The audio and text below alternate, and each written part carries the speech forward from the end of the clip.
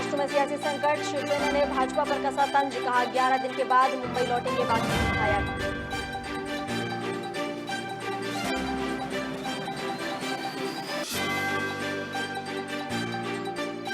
कन्हैया हत्याकांड में नया खुलासा, हत्याकांड में 5 आतंकी थे शामिल। वो दुकान से 70 किलोमीटर दूर खड़े थे। गौ से आज पकड़े जाते तो खंजरों से करते हमला।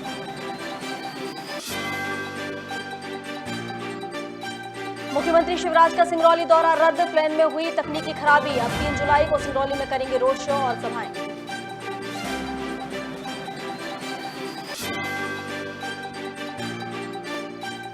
राष्ट्रपति उम्मीदवार यशवंत सिन्हा का रायपुर दौरा, कहा राष्ट्रपति को मुखर होना चाहिए। यह राष्ट्रपति चुनाव नहीं बल्कि विचारधारा की लड़ाई है।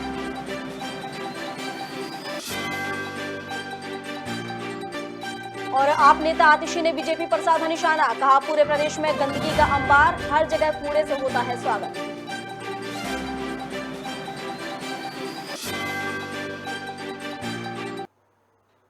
नमस्कार, खबर भारत देख रहे हैं आप। मैं हूं आपके साथ प्रियंका। चलिए बढ़ते हैं खबरों की ओर।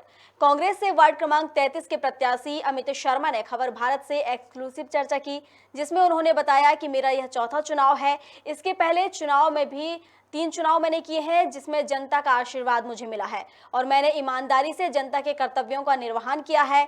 इस बार भी मुझे सभी वर्गों का आशीर्वाद मिल रहा है। वहीं उन्होंने विश्राम गृह के पास बसी कॉलोनी को लेकर कहा कि यह बड़ी विडंबना की बात है।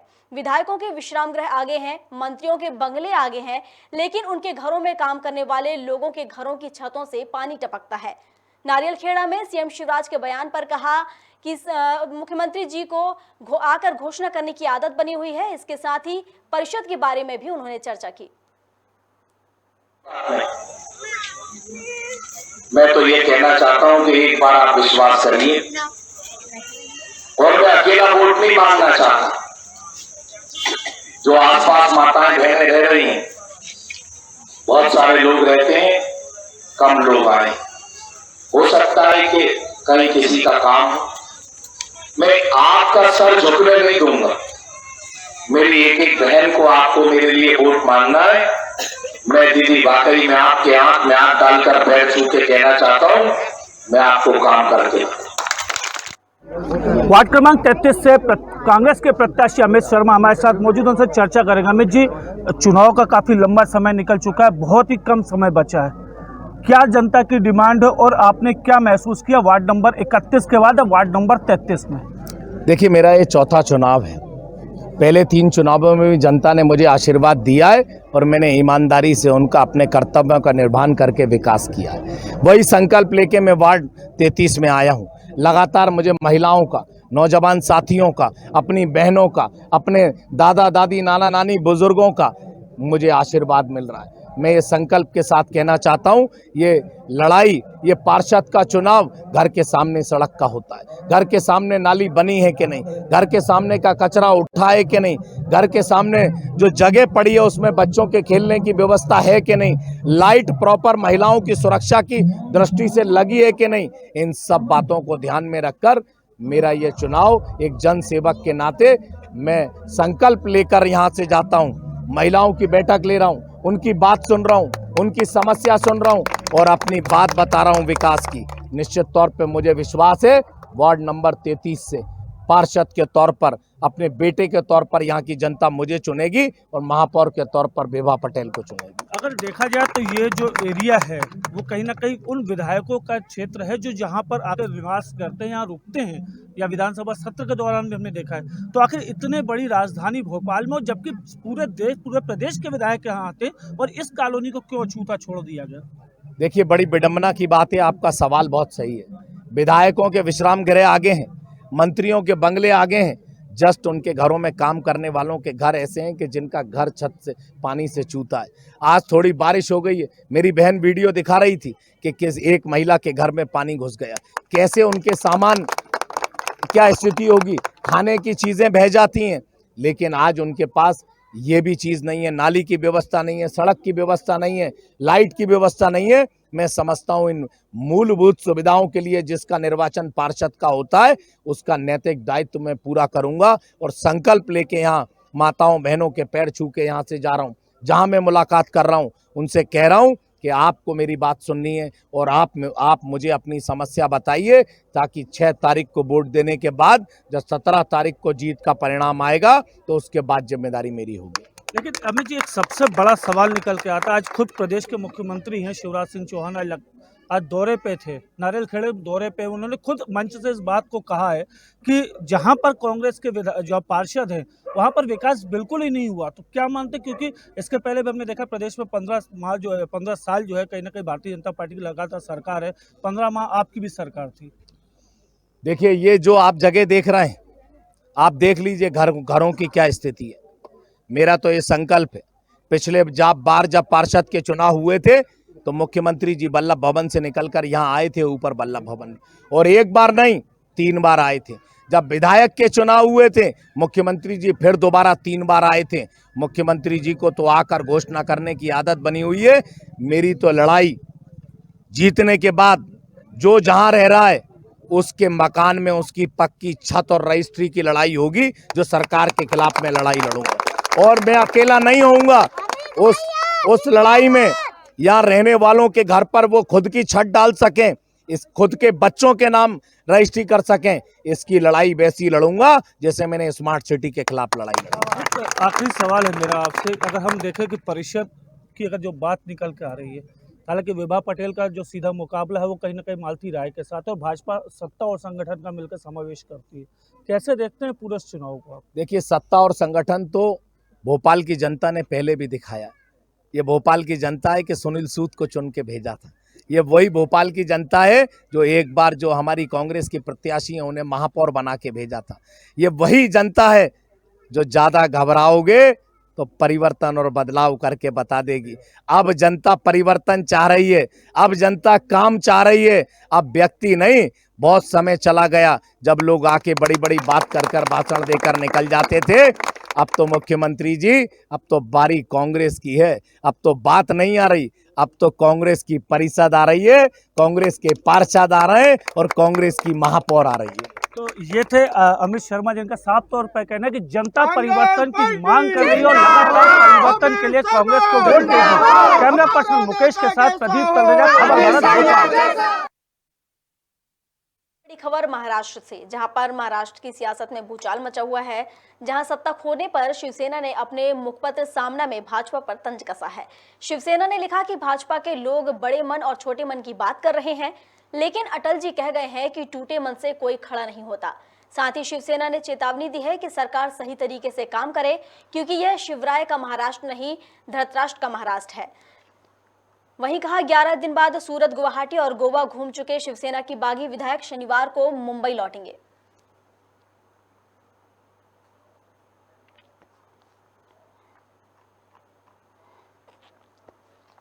उदयपुर में कन्हैया हत्याकांड को लेकर लोगों में आक्रोश है। जहां लोगों उनको सजा दिलाने की मांग कर रहे हैं, तो वहीं टेलर कन्हैयालाल की बर्बर हत्या के मामले में रोज नए नए खुलासे हो रहे हैं।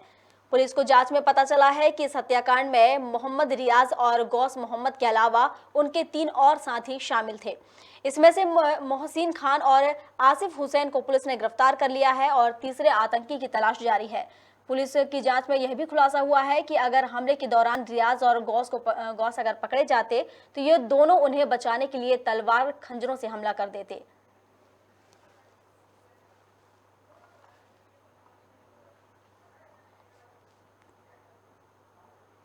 मुख्यमंत्री शिवराज सिंह चौहान का सिंगरौली दौरा रद्द हो गया है। सीएम ने ट्वीट करके इसकी जानकारी दी है। उन्होंने कहा कि प्लेन में तकनीकी खराबी हो गई है, जिसके चलते ये दौरा रद्द किया गया है। अब सीएम 3 जुलाई को सिंगरौली पहुंचेंगे, जहां वो रोड शो और सभाएं करेंगे।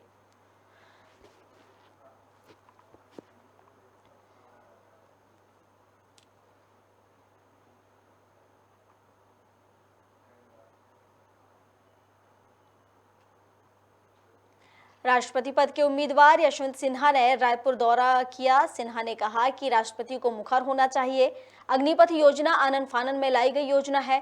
प्रधानमंत्री की चुप्पी खतरनाक है। यह राष्ट्रपति चुनाव नहीं बल्कि विचारधारा की लड़ाई है। विपक्ष की तरफ से अगर 10वां नंबर भी होता तो मैं चुनाव लड़ने के लिए तैयार रहता। कि बिल्कुल दुनिया भर में जो व्यवस्था है उसमें 2 प्रकार की चीजें हैं। एक है नेशनल सर्विस अब वो है कि कहीं किसी देश में 1 साल, कहीं किसी देश में 2 साल वो आर्मी ट्रेनिंग अपने नौजवानों को देते हैं और उसके बाद वहाँ से छूट के वो सामान्य जीवन में आते हैं, सिविल लाइफ में आते हैं और जो कुछ उनको करना है वो करते हैं। उससे समाज में ऐसा विश्वास है लोगों का कि ज़्यादा अनुशासन रहता है, तो बहुत सारे देशों में किए हैं। और दूसरा है कि रेगुलर आर्मी है, लेकिन हमारा बहुत विलक्षण देश है, हमने दोनों के बीच में से एक रास्ता निकाल लिया है। और अग्निपथ न नेशनल सर्विस है क्योंकि 4 साल का है, आर्मी नहीं है क्योंकि 4 साल का है, मात्र 4 साल का है। इसलिए मैं मानता हूं कि ये सही नहीं है। और दूसरी बात कि ये दिखाता है एक बार फिर जो कार्यशैली है केंद्र सरकार की, उसकी कि मान लीजिए कि उन्होंने एक योजना बनाई। नगरीय निकाय चुनाव में किस्मत आजमा रही आम आदमी पार्टी ने प्रेस कॉन्फ्रेंस कर प्रदेश सरकार पर निशाना साधा है। आप नेता अतिशी का कहना है कि प्रदेश भर में गंदगी का अंबार है, जहां जाओ कूड़े से स्वागत होता है। सरकारी स्कूलों की हालत खस्ता है। हमारी सरकार ने दिल्ली में ऐसे स्कूल बनाए हैं जहां बच्चे प्राइवेट स्कूल छोड़कर सरकारी स्कूल में एडमिशन ले रहे हैं। सभी, अगर आप देखिए, सभी राज्यों में नगर निगम के एक्ट के तहत प्राइमरी एजुकेशन नगर निकाय के अंडर आता है। ये सिर्फ मध्य प्रदेश में नहीं है, आप दिल्ली में एमसीडी एक्ट को देखिए, आप हर नगर निगम में जो प्राइमरी एजुकेशन है वो जो वहाँ की लोकल म्युनिसिपल बॉडीज हैं उनके तहत आता है। लेकिन अगर आप मध्य प्रदेश में देखने जाइए, जैसे दबाश जी कह रहे हैं, आज तक किसी भी नगर निकाय ने अपने स्कूलों के सुधार का कोई भी प्रयास नहीं किया है। हमारा ये वादा है कि अगर हम आते हैं पावर में, देखिए 2 तरह की पावर होती है। अगर कहीं पे पार्षद भी चुन के आता है, मैं आपको दिल्ली का उदाहरण देती हूँ। दिल्ली में पिछले 5 साल से एमसीडी में हमारी सरकार नहीं है, लेकिन जिन 50 वार्ड में आम आदमी पार्टी के पार्षद हैं, आप उनके सरगुजा के नवनियुक्त कलेक्टर कुंदन कुमार ने पदभार संभालते ही अपने कार्यशैली से रूबरू कराया। कुंदन कुमार का कहना है कि हमारे लिए लक्ष्य सरकारी योजनाओं को जनता तक पहुंचाना है, स्वास्थ्य और शिक्षा के क्षेत्र में बेहतर से बेहतर कार्य करना है। आपको बता दें कि कुंदन कुमार 2014 बैच के आईएएस अधिकारी हैं और इससे पहले बलरामपुर जिले की भी कमान संभाल चुके हैं। स्वास्थ्य, शिक्षा, महिला बाल विकास, ट्राइबल वेलफेयर, दिव्यांग, उनका वेलफेयर, ये सब होंगी। दूसरा, जो शासन की फ्लैगशिप योजनाएं हैं, गोधन न्याय योजना, नरवा गरवा घुरवा बाड़ी, स्वामी आत्मानंद इंग्लिश माध्यम स्कूल, बालवाड़ी योजना, मुख्यमंत्री सुपोषण अभियान, इन सब का क्रियान्वयन अच्छे तरीके से हो और जो हितग्राही हैं, जो लाभार्थी हैं, उनको लाभ सही तरीके से, अच्छे तरीके से उनको मिले, ये मेरी प्राथमिकता होगी। अधिकारी कर्मचारी जो हैं समय से अनुशासित रूप से अपना काम करें और कुछ भी बाधाएं या कुछ समस्याएं उनके सामने आती हैं वो मेरे समक्ष बेबाकी से रख सकते हैं, जिससे कि योजनाओं के क्रियान्वयन में आसानी हो। उसके अलावा जो शासन की फ्लैगशिप योजनाएं हैं उसका प्रचार प्रसार, उसके हितग्राहियों का, उनके लाभार्थियों की अच्छी पॉजिटिव स्टोरी। मुख्यमंत्री शिवराज सिंह चौहान ने प्रदेश कांग्रेस अध्यक्ष कमलनाथ के बयान पर हमला किया है। उन्होंने कहा कि कमलनाथ का निकाय चुनावों में इंटरेस्ट नहीं है, तो लोगों का भी कांग्रेस और कमलनाथ में इंटरेस्ट नहीं है। चुनावों में माहौल भाजपा के पक्ष में है। मुख्यमंत्री शिवराज महापौर प्रत्याशी के पक्ष में रोड शो करने छिंदवाड़ा पहुंचे थे। इस दौरान उन्होंने ये पूरी बात कही। उन्होंने कहा कि विकास और जनता के कल्याण के लिए लोग भाजपा को जिताएंगे। रोड शो में बड़ी संख्या में बीजेपी कार्यकर्ता मौजूद रहे। सभी ने स्थानीय निकाय चुनाव में भाजपा को जिताने की अपील की। इस दौरान मुख्यमंत्री का छिंदवाड़ा में जोरदार से स्वागत किया गया।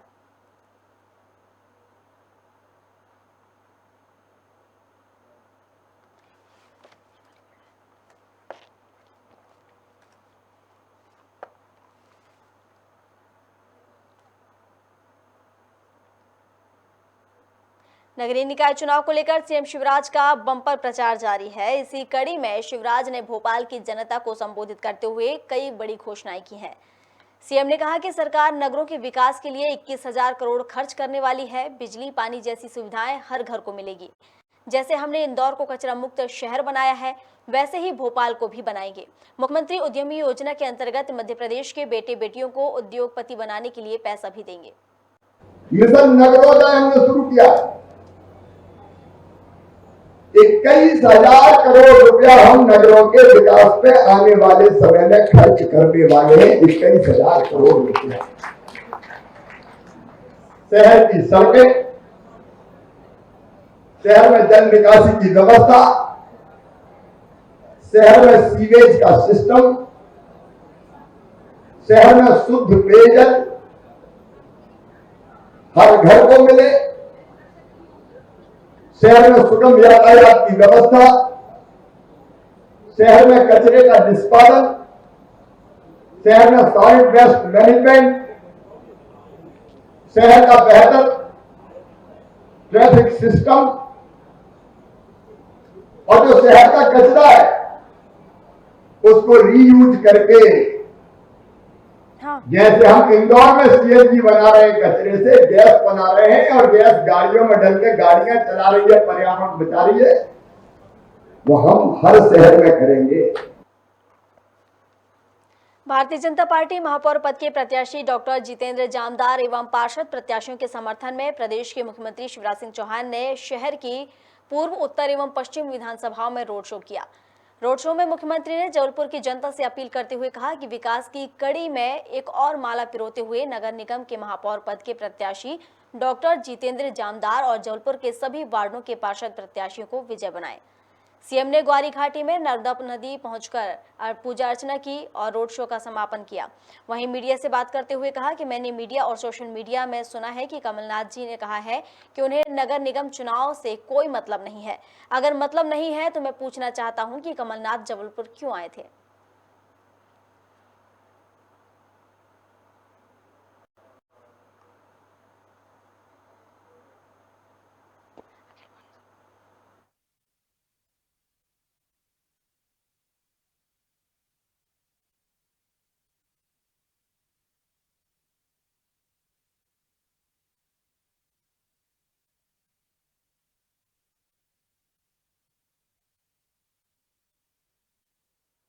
अखिल भारतीय संयुक्त मोर्चा मंच भारत की इकाई द्वारा अखिल भारतीय संयुक्त अधिवक्ता मंच भारत जिला इकाई अनूपपुर कोतमा द्वारा 30 जून को होटल शांति में समस्त पदाधिकारियों और अधिवक्ताओं की उपस्थिति में प्रथम बैठक संपन्न हुई, जिसमें पदाधिकारियों का सम्मान कार्यक्रम आयोजित किया गया। कार्यक्रम की शुरुआत में संस्था के जिला अध्यक्ष त्रिवेणी शंकर तिवारी व जिला उपाध्यक्ष सुशील पांडे ने समस्त पदाधिकारियों और उपस्थित अधिवक्ताओं से बातचीत करवाई, जिसके बाद पदाधिकारियों का स्वागत किया गया और उनका सम्मान किया गया।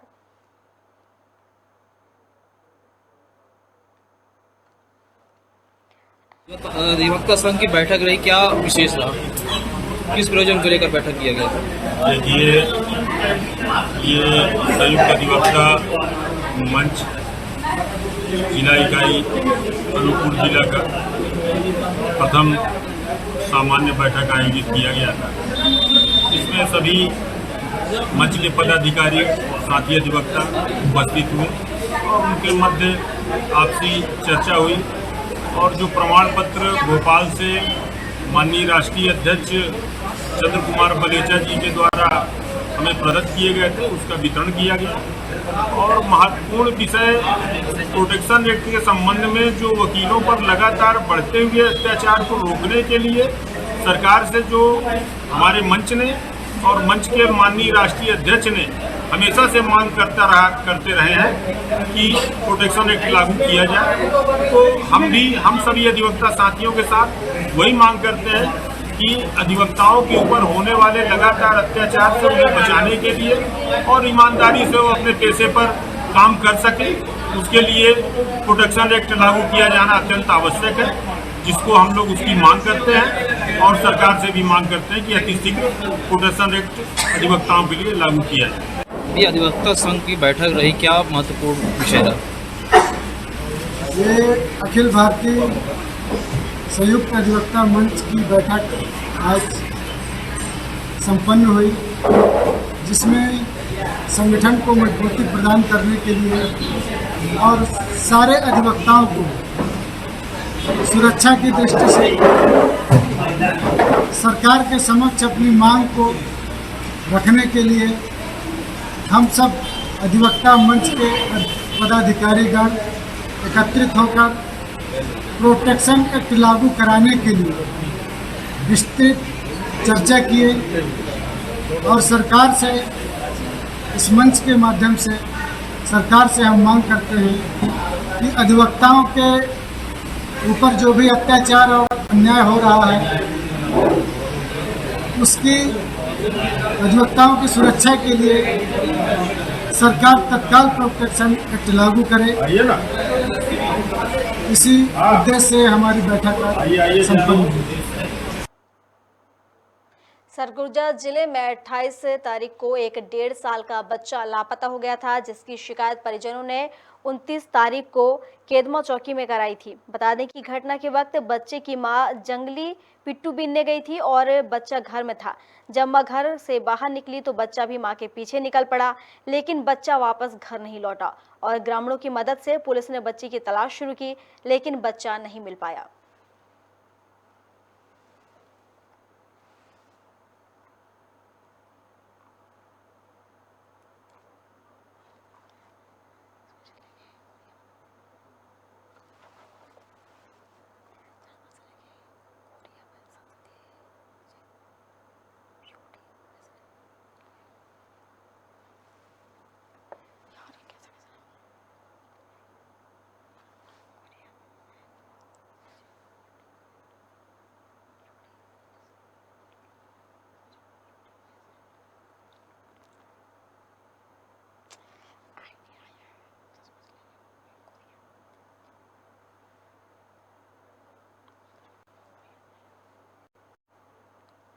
जसपुर जिले के कोरिया में यूडी मिज ने एक शुभारंभ किया, एक लिंक कोड का शुभारंभ किया, जिसमें 40 ग्राम पंचायतों को लाभ मिलेगा। आपको बता दें कि मुख्यमंत्री की घोषणा के बाद त्वरित कार्रवाई की गई है, जहां यशपुर जिले के गोरिया में संसदीय सचिव यूडी मिज ने इस लिंक का शुभारंभ किया है।